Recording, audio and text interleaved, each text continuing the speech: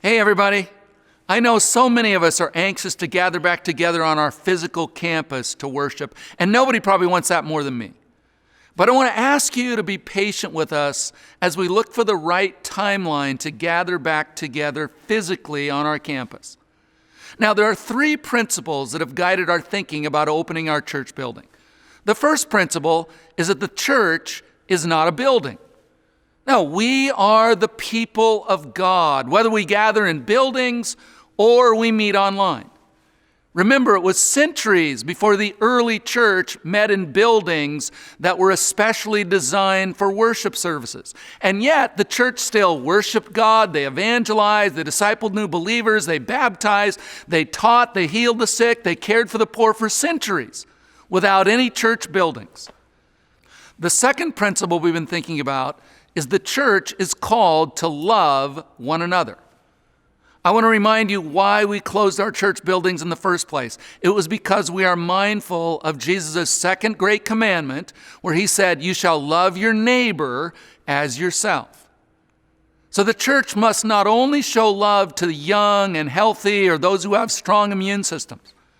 We're called to love everyone, the elderly, people with compromised immune systems, people with underlying health conditions who would be put at great risk if they caught COVID-19. And then the third principle that we've been thinking about is church ministry must continue whether or not we meet together in a building. And I want to remind you, despite our church buildings closures, we have not stopped ministry to our church or our community or our world. Many of you have expressed great appreciation for the church's online worship services, our Facebook Live devotionals, the continuation of many of our small groups online, and the receiving of phone calls from our staff checking up on you to see how you're doing. We're continuing to reach out to hundreds of people through our food bank and our crisis team, our supply giveaway through, partnership with Convoy of Hope. I could go on and on and on.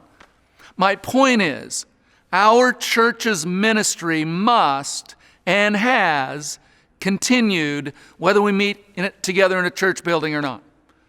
So let me be very clear.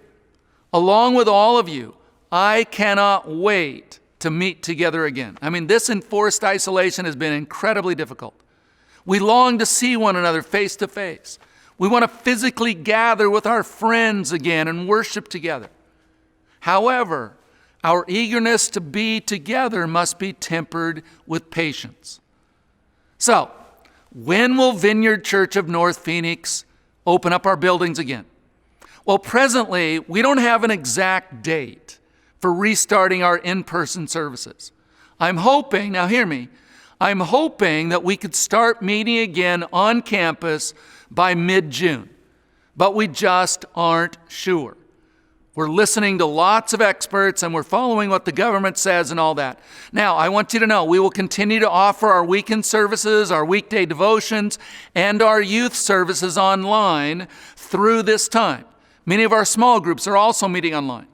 And so if you're not involved in one of our midweek connections, I encourage you to do so.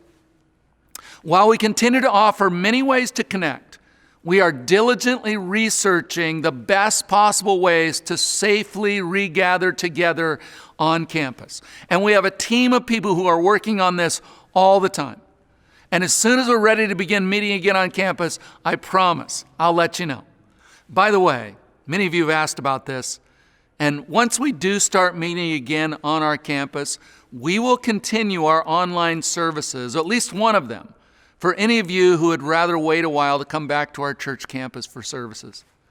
Thank you so much for being part of Vineyard Church North Phoenix.